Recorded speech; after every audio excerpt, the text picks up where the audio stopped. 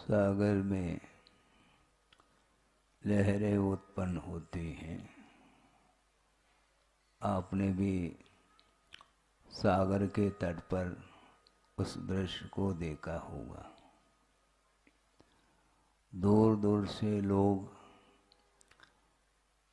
सागर के तट पर जाकर के विहंगम दृश्य देखने का आनंद लेते हैं और उस आनंद को स्थायी रूप देने के लिए भी कैमरे आदि के माध्यम से भी उस दृश्य को लेने का प्रयास करते हैं। ये तो आंखों का दृश्य हुआ, और मान लो ऐसे भी लोग वहाँ पर पहुँच जाते हैं, उस दृश्य को काव्य का रूप भी देना चाहते हैं और शब्दों के माध्यम से उस दृश्य को भी मात्र आंखों के द्वारा नहीं, शब्दों के माध्यम से भी आनंद लेते हैं। किंतु उन्हें ये ध्यान रखना चाहिए, वस्तुतः सागर के दृश्य को देख करके और काव्य आदि के माध्यम से उसका आनंद जो लिया जाता है, एकमात्र शाब्दिक आनंद है। किंतु उस सागर में डूब करके जो आनंद लिया जाता है, वह किनारे पर रह करके आनंद लिया नहीं जाता। और ये सारी बालिकाएं उस सागर के दृश्य को देख करके आनंदित नहीं हो रहे हैं, किंतु डुबकी लगा करके उन्हें आनंद का, उसमें डुबकी लगा करके जो आनंद का अनुभव होता है वो उन्हीं को होता है, देखने वालों को नहीं होता। आप लोग देख करके आनंद का अनुभव कर रहे हैं, आपके आनंद को भी मैं देख रहा हूँ, किंतु उन छोटे छोटे बालिकाओं को जो आनंद आ रहा है शायद आप लोगों को नहीं आता होगा।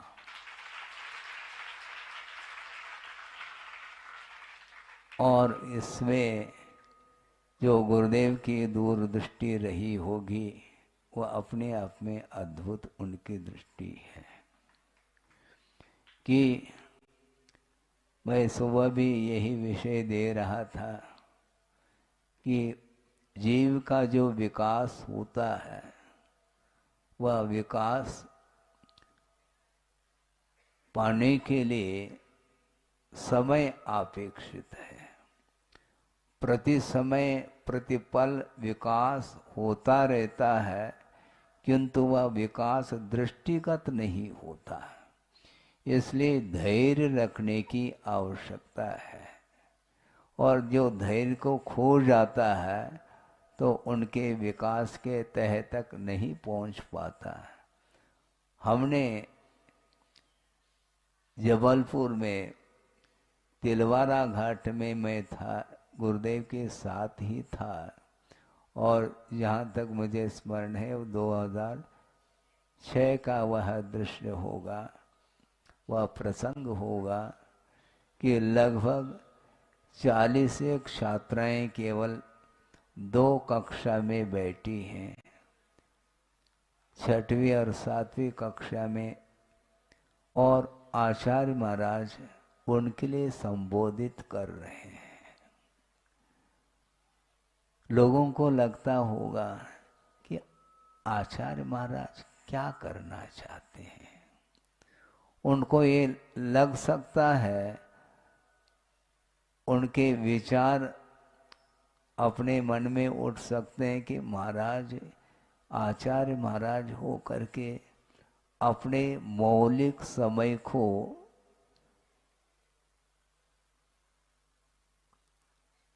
इसमें लगा रहे हैं, इससे कहाँ तक क्या परिणाम निकलने वाला है।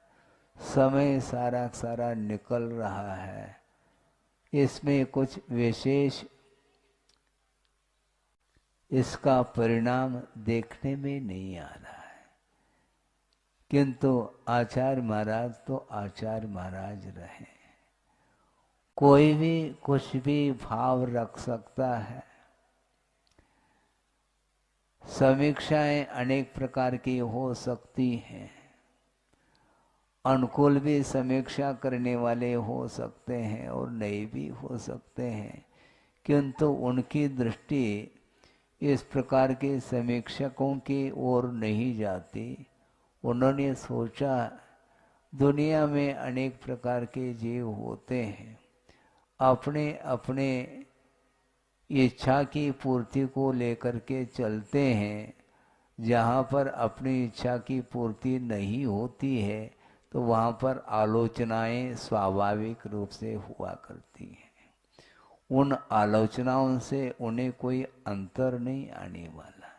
उनका ये कहना था कि आलोचक होना चाहिए, उससे हमें लोचन मिलते हैं। आलोचकों की आलोचना सुनने से हमें कोई विकल्प नहीं करना, हमें और दृष्टि मिलती है। हर एंगल से सोचने वाले लोग होते हैं अपने अपने दृष्टिकोण को लेकर के, किंतु व्यापक दृष्टिकोण जिसके अंदर रहता है वह इस प्रकार की आलोचना में वह नहीं लगता, किंतु वह आलोचना से ऊपर उठ जाता है। हम ये कहना चाह रहे हैं कि विकास एक समय में नहीं होता। विकास करने के लिए धैर्य की आवश्यकता है, साहस की आवश्यकता है। प्रतीक्षा करने से वह कार्य हासिल नहीं होता। ज्ञान हासिल करने के लिए तुम प्रतीक्षा करते रहो, बात बनेगी नहीं। एक एक कक्षा के लिए एक एक साल दिए जाते हैं, तब कहीं जाकर के एक एक कक्षाओं को पार करके वह अग्रिम कक्षा में प्रवेश पाता है। नर्सरी में भी विकास होता है, किंतु वह विकास आप लोगों की दृष्टि में नहीं आता। किंतु जो नर्सरी में प्रवेश पाया है, जब तक प्रवेश नहीं पाया था और प्रवेश पाने के बाद यदि उसमें विकास यदि नहीं है तो अगली कक्षा में वह जा नहीं पाएगा, तो तय है। नर्सरी से LKG UKG में प्रवेश पाने का अर्थ है उसमें उसने विकास किया है, अन्यथा अगली कक्षा में प्रवेश एंट्री संभव नहीं है। किंतु वह विकास शायद मैं समझता हूँ यमी कक्षा का जो छात्र है वह भी उस विकास को पकड़ नहीं पाएगा, क्योंकि दिमाग जिसका ज़्यादा चलता है तो वह उसकी दृष्टि सूक्ष्मता की ओर नहीं जाती है, और सूक्ष्म दृष्टि को जो रखता है वही जानता है कि इसका कितने परसेंटेज में विकास हुआ है। जो टीचर्स होते हैं, शिक्षक अथवा शिक्षिकाएं होती हैं, ये उन्हीं का विषय है कि वस्तुतः इस बालक का प्रतिपल किस प्रकार विकास हो रहा है। यदि उनकी दृष्टि में विकास यदि नहीं दिखाई देगा तो संभव ही नहीं ये कार्य वहाँ तक पहुँच जाए। वह जानते हैं कि विकास इसी तरह से होगा और होता है, इसलिए बीज का अंकुरण जो होता है वह उसमें समय अपेक्षित है, और सूक्ष्म विकास वह पकड़ में आता नहीं। उसको पकड़ने के लिए दृष्टि बहुत सूक्ष्म दृष्टि होती है। स्थूल दृष्टि से हम सूक्ष्म विकास को हम बुद्धि का विकास नहीं बना पाएंगे, क्योंकि एक एक समय में ग्रोथ होता है, एक साथ ग्रोथ होता नहीं। यदि प्रथम समय में ग्रोथ नहीं मानेंगे तो दूसरे समय में भी ग्रोथ नहीं होगा, और ऐसी स्थिति में पूरे जीवन में ग्रोथ नहीं हो पाएगा, पक्की बात है। क्योंकि एक एक समय में जो विकास हुआ है वही जा करके अपने को वह दृष्टि का विषय बन रहा है।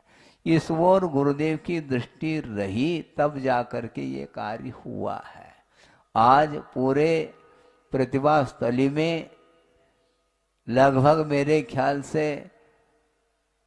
2,500-3 हजार छात्राएं, ठीक कह रहा हूं मैं, लगभग समझ लो पहुंचने को। और सोचो, विचार करो, उस समय 30-40 छात्राएं थी, इसलिए लोग सोच रहे थे क्या कर रहे हैं महाराज, अब उनको देखना है।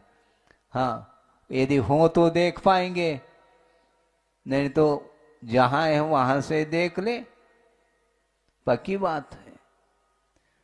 अर्थ यह है कि हमेशा विकास की ओर जिसकी दृष्टि नहीं है वह अपना न स्वयं का विकास कर पाता है, न दूसरे के विकास में अपना कोई योगदान दे पाता है।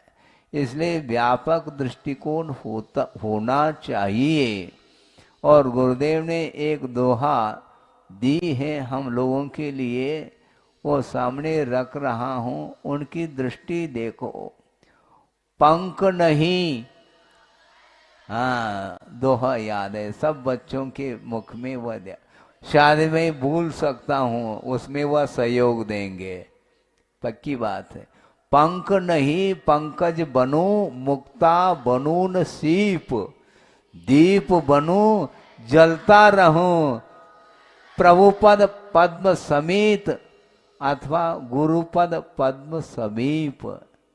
हाँ, गुरु के समीप पहुंचना, गुरु के समीप और प्रभु के समीप पहुंचना बहुत कठिन होता है।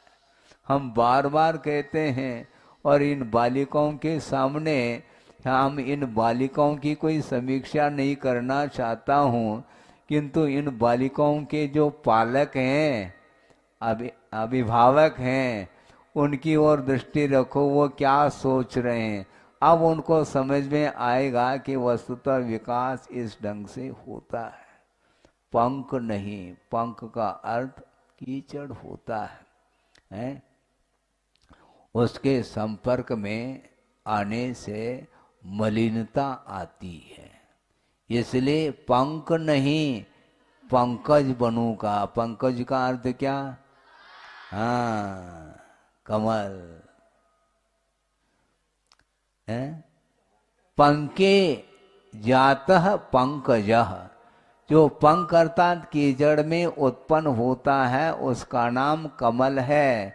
किंतु हमें पंख नहीं बनना, किंतु पंकज बनना है। क्योंकि जो कमल बनेगा वह प्रभु के अथवा गुरु के चरणों में जाने का अवसर प्राप्त होगा। इसलिए गुरुदेव ने स्वयं के लिए ही उन्होंने इस प्रकार की भावना रखी है अपने आत्म विकास को लेकर के। मैं पंख नहीं पंकज बनूं, बने ऐसा नहीं कहा, बनूं, क्योंकि मैं स्वयं बनूंगा तो दूसरे भी बनेंगे। हम स्वयं धर्ममय जीवन बनाएंगे अपने जीवन को, तो सामने वाले का भी जीवन धर्ममय बन सकता है, उसके बगैर संभव नहीं। इसलिए स्वयं उन्होंने धर्म को आत्मसात करके और विश्व के लिए भी धर्म का क्या स्वरूप होता है उसको उन्होंने रखा है। जो स्वयं उजाले में रहता है, जो स्वयं प्रकाश में रहता है, वही दूसरे को भी प्रकाशित कर सकता है। स्वयं अंधेरे में रहने वाला व्यक्ति कभी भी दूसरे को प्रकाशित नहीं कर सकता। इसलिए गुरुदेव ने प्रकाश दिया है विश्व के लिए, और उनकी दृष्टि, उनकी भावना, उनकी भीतर की जो विशालता किस रूप में होगी हम अंदाज नहीं लगा सकते हैं। बार बार गुरुदेव की उपासना आराधना करते समय अपने आप को हम ऐसा महसूस करते हैं कि वस्तुतः जो साधना गुरुदेव ने की है शायद ही हम उस प्रकार की साधना अपने जीवन में कर पाएंगे, क्योंकि परोपकार की भावना के बिना इस प्रकार ये संभव ही नहीं हो सकता। स्वयं चलना तो फिर भी सरल है, किंतु दूसरे को चलाना और उसमें भी छोटे छोटे बालक बालिकाओं को चलाना खेल थोड़ी है।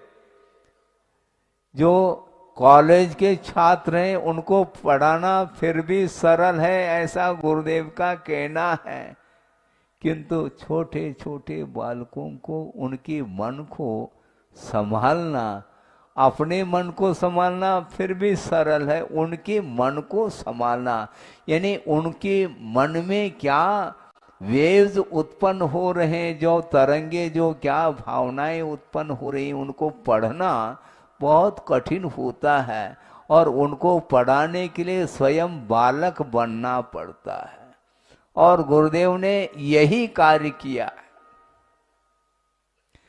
जब प्रौढ़ व्यक्ति पहुंच जाता है उनके चरणों में तो वह जा नहीं पाता। कई व्यक्ति गुरुदेव के पास पहुंचने के लिए मानसिकता बनानी पड़ती है, हम जाएंगे, हम क्या विचार रखेंगे, रख पाएंगे क्या नहीं रख पाएंगे, इस प्रकार उनके अंदर उथल पुथल देखने को मिलता है। किंतु ऐसे छोटी छोटी बालिकाएं जो पहुंचती हैं उनके चरणों, कोई विकल्प नहीं, उन्हें यथाजात इसी को बोलते हैं।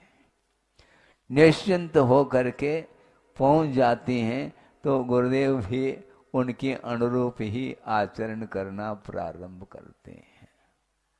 उसके बिना बच्चों का मन लगना कठिन है। इसलिए आगम में भी लिखा है जो आचार्य होते हैं उनके पास विशेष रूप से 2 गुणों का उल्लेख आपके सामने कर रहा हूं। वो 2 उल्लेख ये हैं कि अप कौतुको, ऐसा कहा, अल्प कौतुक करते हैं, मनोरंजन करते, ज्यादा नहीं, लेकिन थोड़े बहुत करना आवश्यक होता है। नहीं है तो वो छोटे बच्चे तनाव में आ सकते हैं। गंभीरता उनके लिए सही नहीं है। उनके लिए मुस्कान हमेशा देने की आवश्यकता पड़ती है, उनकी ओर देखने की आवश्यकता पड़ती है। तो उस समय वह उनका मन प्रफुल्लित होता है। वो जानते हैं कि बच्चों को प्रफुल्लित किस प्रकार किया जा सकता है। उनके पास हर प्रकार की कलाएं हमने देखी हैं। कोई चिर दीक्षित पहुंच जाता है तो बहुत जल्दी अपने आप के उपयोग को डाइवर्शन देते हैं, गंभीर मुद्रा उनकी हो जाती है और वह जाते समय कुछ बात करना चाहता है, मान लो वो चिर दीक्षित भी, वो लड़खड़ा जाता है। ऐसा क्यों? ऐसा ही है। बड़ों के सामने गंभीर इसलिए होते हैं गुरु क्योंकि उसके अंदर भी गंभीरता आ जाए, ये उद्देश्य रहता है।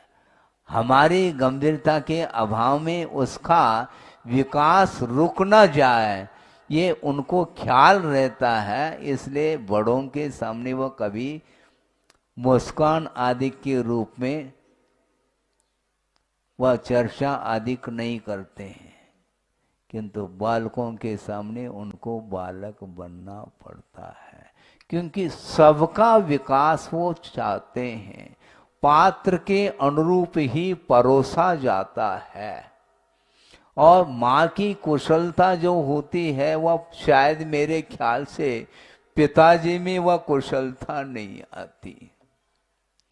माँ नवजात शिशु का पालन पोषण किस ढंग से करती है वही जानती है। वो आप कह सकते हैं ज्यादा देना चाहिए, किंतु गुरुदेव कहते हैं मात्रा मासी, अनुपात जो है माँ के अनुरूप होना चाहिए और उसके माध्यम से ही उसका विकास होता है, क्रमशः विकास होता है।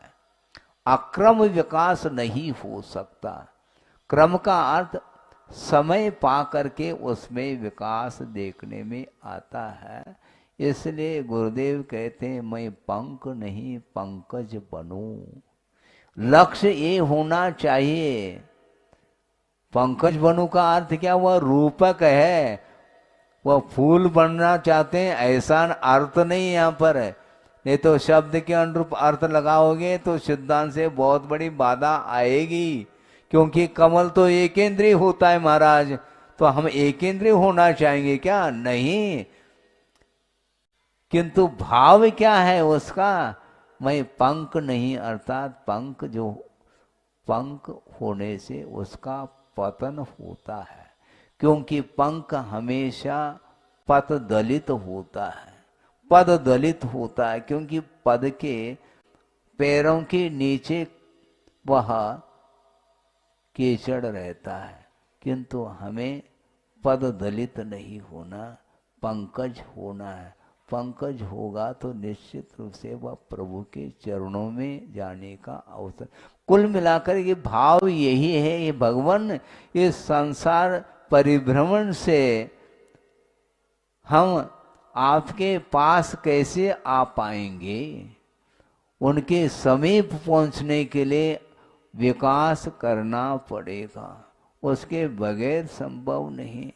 और मुक्ता बनूं न सीप, सीप बनेंगे तो सीप की कोई वैल्यू नहीं है, किंतु मुक्ता की वैल्यू देख लो। जो जोहरी होता है उसका मूल्य, उसका मूल्यांकन वही कर सकता है।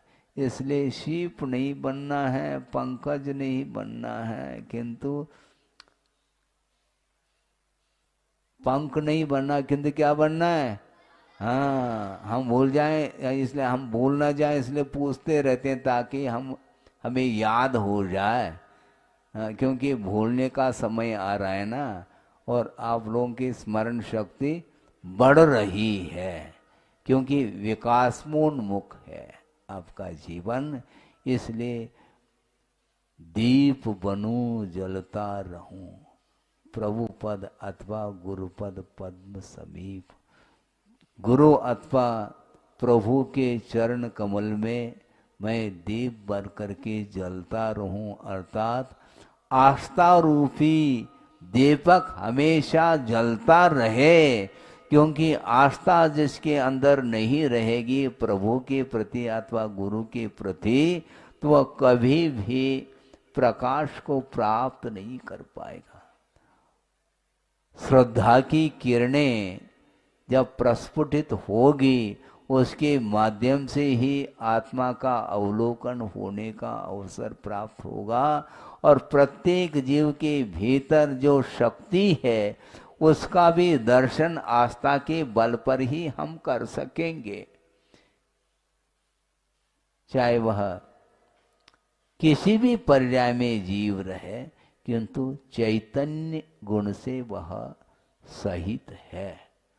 चेतना जिसके अंदर नहीं है तो उसका कोई विकास की बात ही नहीं। जड़ का कोई विकास नहीं होता।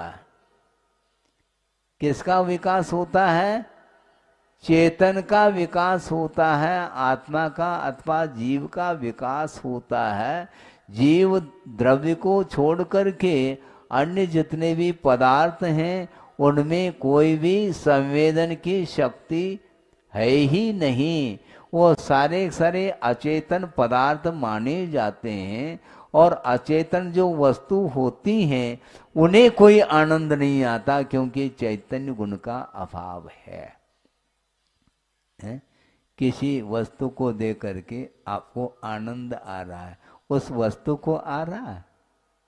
नहीं आता है? आता है? नहीं आता है। मान लो घड़ी है, आपने पहन रखा है घड़ी को, उसका आनंद आपको आ रहा है क्या घड़ी को? हमें या हमें कहने वाला भी जीव ही है। घड़ी नहीं कह सकती कि मुझे बहुत आनंद आ रहा है, देखो मेरी क्वालिटी देख लो, हाँ मेरी कीमत तो आंक लो। उसके पास आंक नहीं, वो क्या आंकेगा। किंतु ज्ञेय पदार्थ को जानने वाला जो होता है वह ज्ञायक होता है, उसी का नाम जीव है। किंतु भौतिक युग में ज्ञेय का मूल्य तो आंका जा रहा है, किंतु जो ज्ञाता दृष्टा जीव है उसका कोई मूल्य आंक नहीं पा रहा। ये भौतिक युग है। इसलिए लौकिक क्षेत्र में जो कुछ भी पढ़ाई हो रही है, विद्या का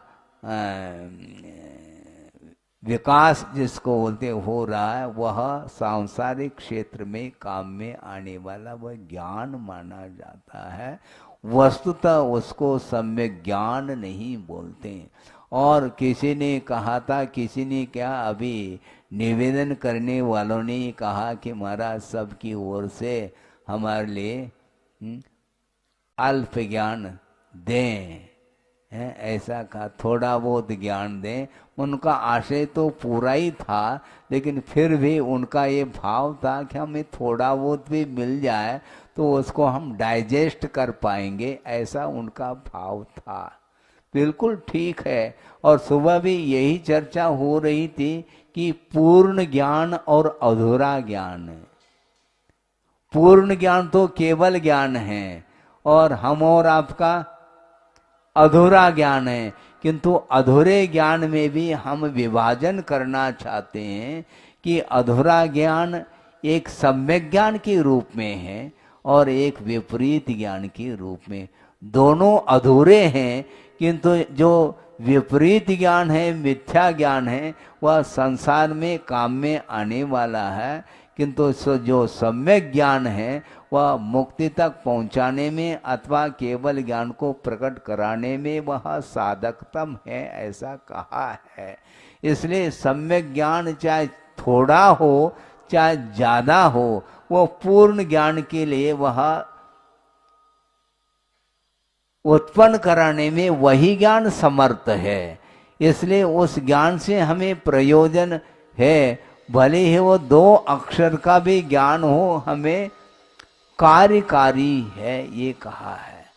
ज्यादा से कोई मतलब नहीं, क्योंकि वस्तुतः ये जो मोक्ष मार्ग में जो ज्ञान काम में आ रहा है, ये अपने आप में कुंद कुंद स्वामी ने कहा है।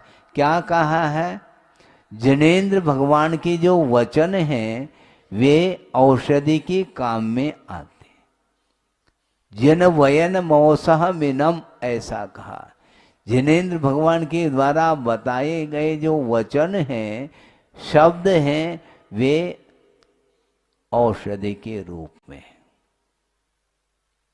हाँ, और औषधि जो ली जाती है भरपेट नहीं है ना। इसलिए आपने सही कहा कि थोड़ा बहुत हमें मिल जाए तो थोड़ा ही दिया जाएगा, और हम भी ज्यादा नहीं लेते हैं, क्योंकि औषधि तो औषधि मानी जाती।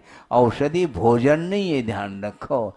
औषध दान अलग होता है और आहार दान अलग होता है। आहार जो लिया जाता है वो भरपेट लिया जाता है, भले ही नाश्ता में थोड़ा लिया जाता है, ये बात अलग है। भोजन में ज्यादा मिलेगा है? इसलिए भूख मर न जाए, इसलिए थोड़ा बहुत नाश्ता में परोसा जाता है। उसी प्रकार हमारे लिए मोक्ष तक पहुंचाने वाला जो ज्ञान है वह अत्यल्प मात्रा में भी हो तो हमें कोई भी विकल्प नहीं, क्योंकि उसके पास भी मोक्ष तक पहुंचाने में सामर्थ्य है, योग्यता है। इसलिए जो योग्य ज्ञान जो होता है वह सम्यक ज्ञान ही माना जाता है। बाकी जो कुछ भी ज्ञान है वह सांसारिक क्षेत्र में काम में आने वाला है। इसलिए समय आपका हो गया और मध्याह्न में आज 14 होने के कारण बड़ा प्रतिक्रमण है। उसके बाद लगभग 3 बजे के आसपास पुनः आपके लिए थोड़ा बहुत और जो रह गया है वह ज्ञान दिया जा सकता है। अहिंसा परमो धर्म की जय।